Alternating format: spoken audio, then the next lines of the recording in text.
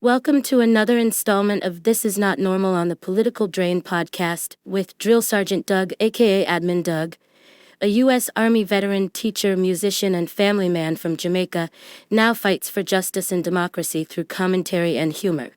Follow him on YouTube at Political Drain and at Sons of Liberty Official as Drill Sergeant, aka Admin Doug, continues to protect our freedoms. Research scientist at Harvard Medical School has been detained by immigration officials. According to court paperwork, Ksenia Petrova, who is from Russia, was taken into custody at Logan Airport last month after failing to disclose frog embryo samples. Her lawyer tells CBS News that would normally result in a fine. Instead, she had her visa revoked. She's currently fighting deportation, saying she fears political persecution if she's returned to Russia.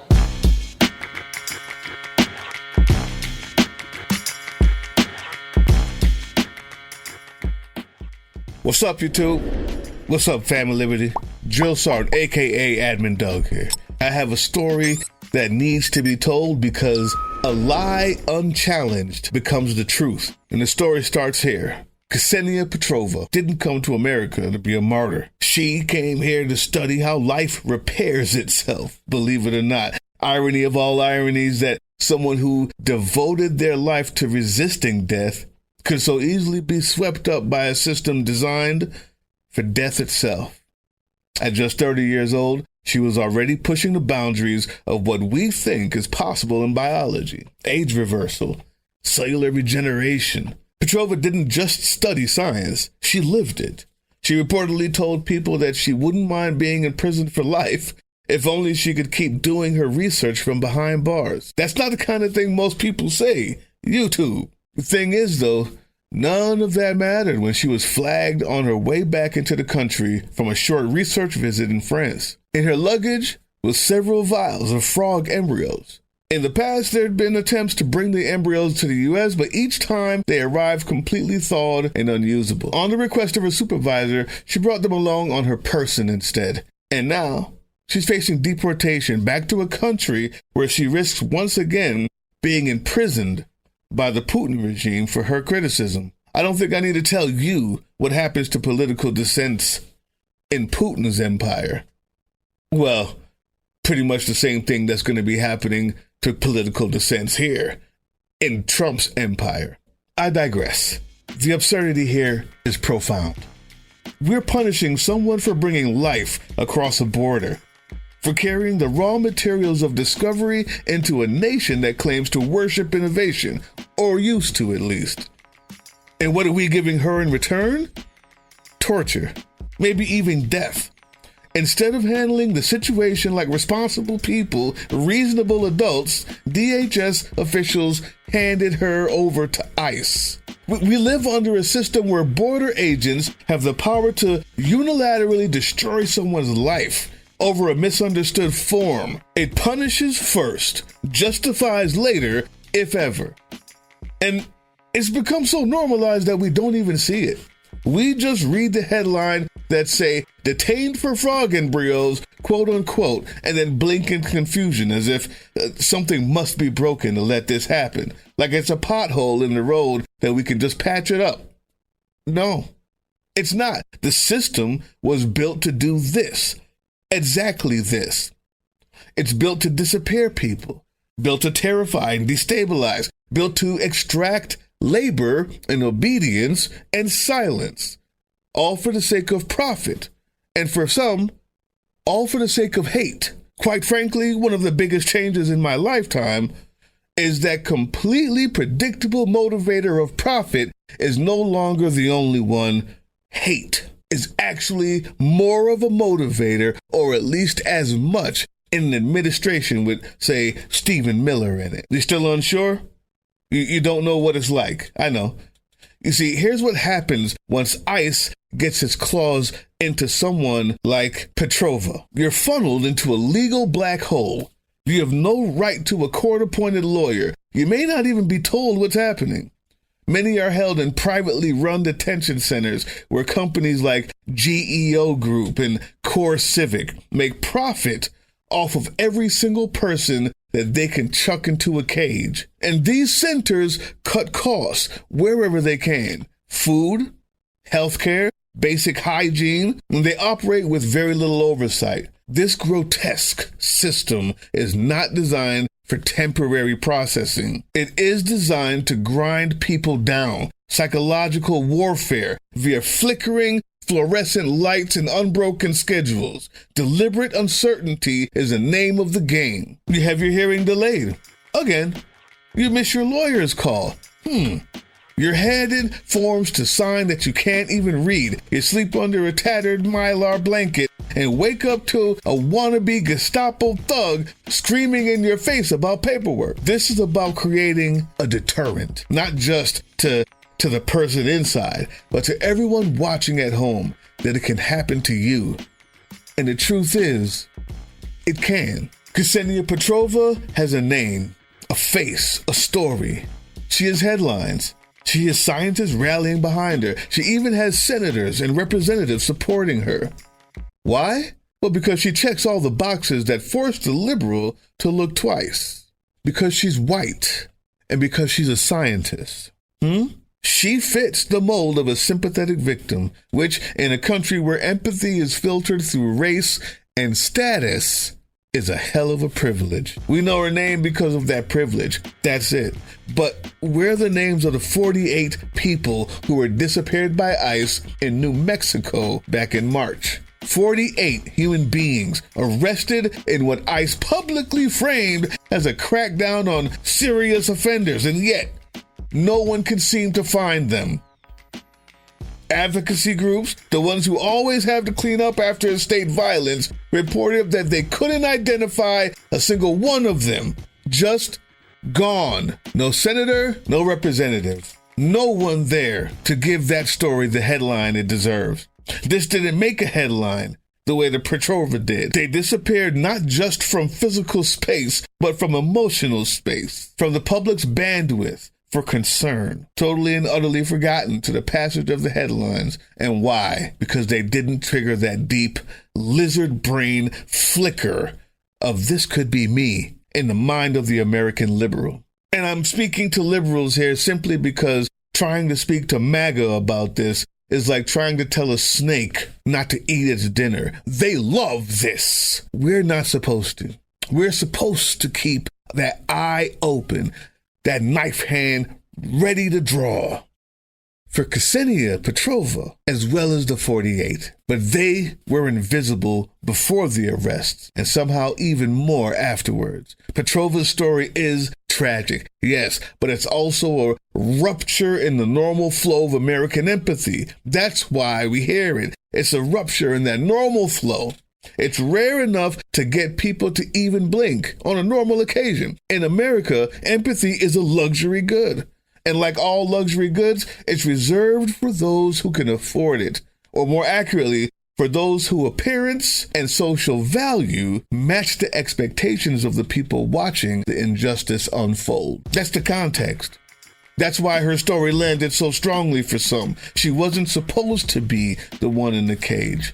It disrupts the internal narrative that so many people with privilege cling to, that the system, while flawed, only targets people who are somehow deserving of it. The lie that the border enforcement is about dangerous criminals, that immigration detention is a regrettable necessity, that something separates those people from us. It's the same reason why Mexican Americans, Cuban Americans voted against themselves, their own people, because they got a little bit of privilege and they're feeling it. And the first thing they say to a camera while being interviewed by the same people who hate them is, "I'm not like those ones coming across the border now. They're all criminals." It really helps to buoy that privileged spirit. So they drink it in and they believe it. And then someone like Petrova gets snatched, and it short-circuits the myth. Suddenly, the veil slips. Suddenly, the panic sets in. If it can happen to her, ho-ho. Commence the pearl clutching. But here's the thing. YouTube, Family Liberty, it could have always happened to you. You were never protected by justice. You were protected by probability. That's it. And by the selective attention of a society that still sees whiteness and status as some kind of moral armor. It's not that people can't be brought to care about the victims. It's that the system trains them not to, making those lives feel distant, foreign. It filters them out of the moral frame and tells you you don't need to understand that. They're not like you, or that's over there. Meanwhile, Petrova, the liberal brain, can imagine her in your lab. You can imagine her in your workplace, your friend circle. And so now when it's her, suddenly it's a tragedy. And again, the liberal mind is not some MAGA, twisted, brainwashed test tube voter. This is a human response that we have to overcome. This is a human response that we have to recognize. That's why I'm telling this story. It's not an indictment, it's a recognition. And I'll repeat again how I started. A lie, unchallenged, becomes the truth. So we exist. So political drain exists. And the truth is, the tragedy of Petrova, that's not empathy, that's narcissism, disguised as concern. Yet despite the outrage, the system doesn't care, because the system is smart. It will absorb this outrage. It will tell you Petrova is the exception. It will say, this isn't who we are. But the thing is, it's exactly who we are. It's who we've been since the start. We'll be right back right after these words from Herb Digital on our Twitch channel. What up, Twitch? What up, Twitch? What up, Twitch? It's your boy Herb Digital. Herb Digital. Herb Digital. Hopped out the Bionic 5. Now I'm on iRacing Live. When I'm not dunking on incels or smacking racists, I like to settle down with a little music. If you want to catch me racing, ooh, nobody can catch me racing.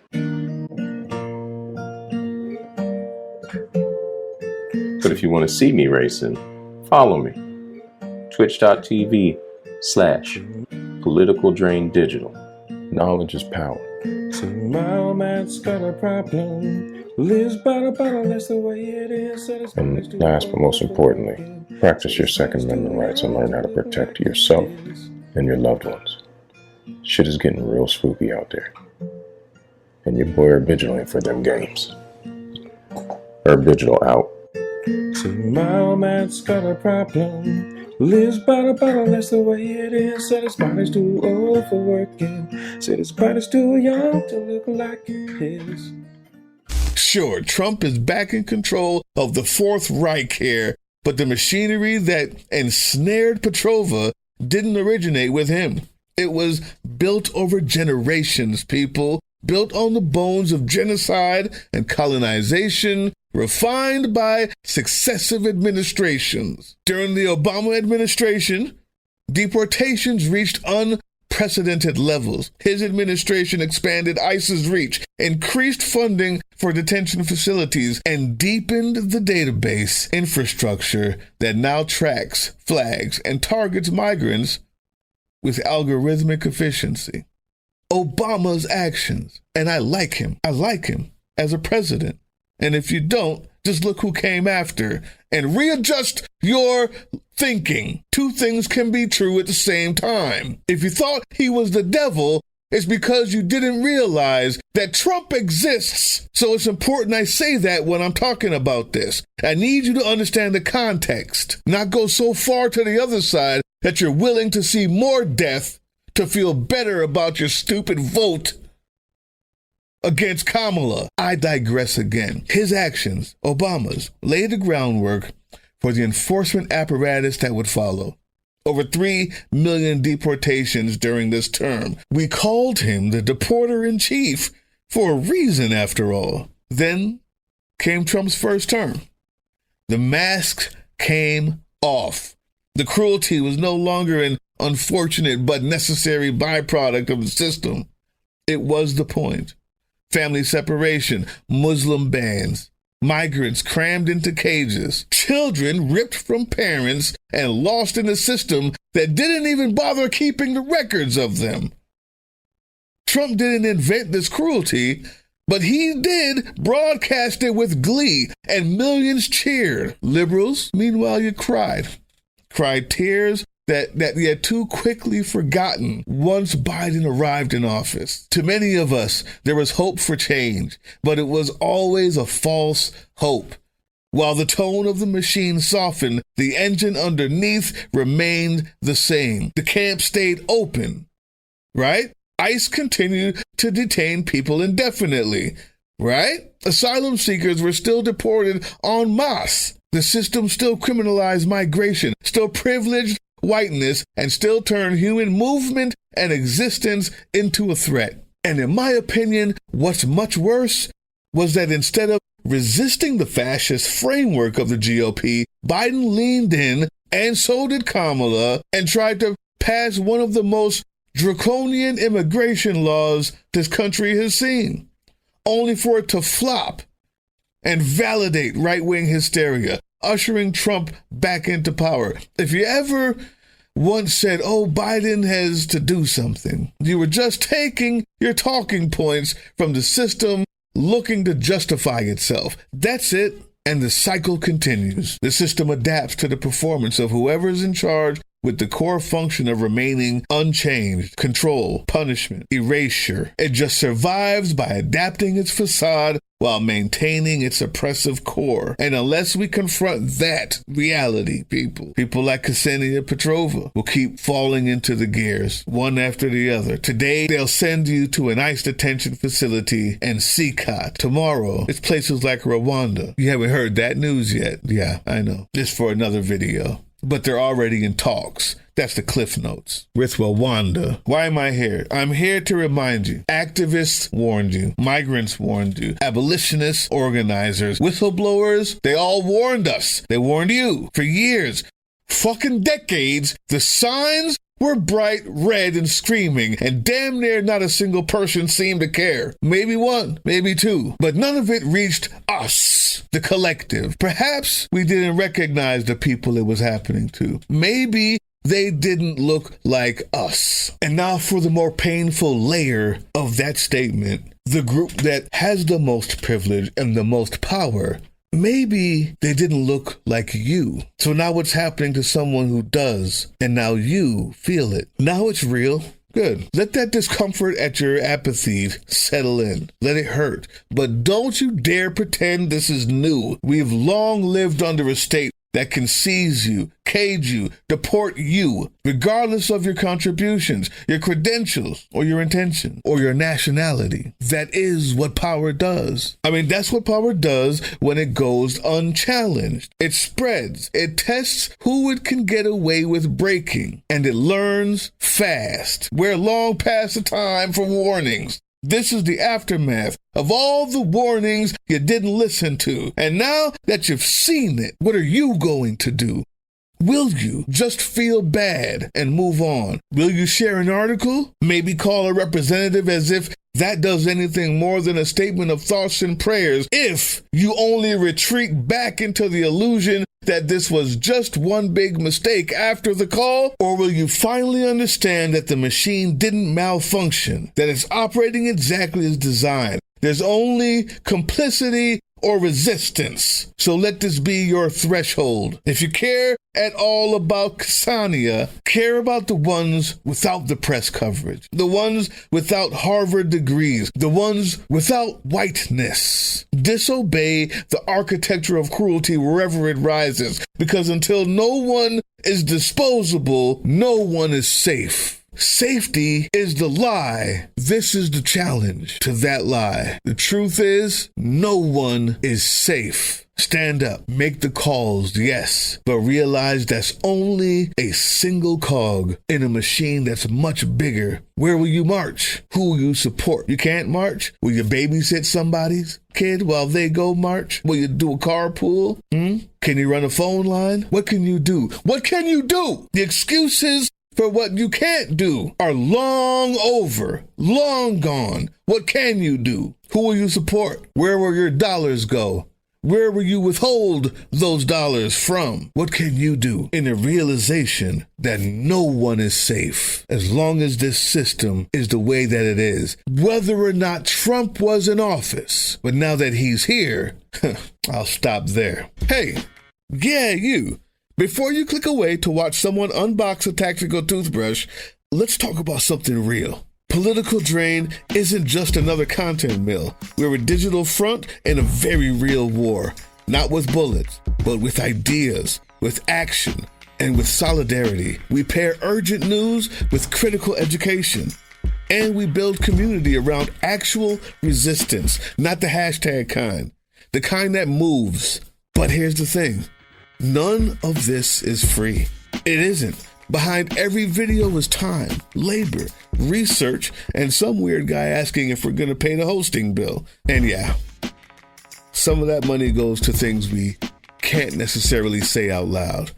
If you know, you know. Let's just say our special ops aren't Call of Duty LARPers. They're people making real moves to protect, uplift, and organize. You're not just funding a channel. You're funding a resistance network in a world where capital still calls the shots. Unfortunately, in a system built on artificial scarcity, even mutual aid has a price tag. And if we want to grow, if we want to win, we need your help. We need your help. So if you've got even a few bucks to spare, toss it our way. It's not for ads. It's not for merch drops, but for people making moves in the shadows so others can do it in the light. It's just us and you. So fund the mission, fund the fight, fund the future, because nobody's coming to save us. We save each other. That's how this works. Follow us on all these things you see here, and our link tree is in the description. Maybe even get some merch.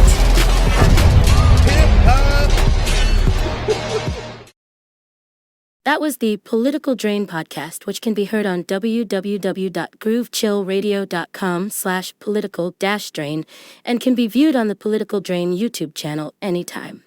Once again, thank you for listening to Groove Chill as we resist fascism in any form, pursue democracy, peace, and love.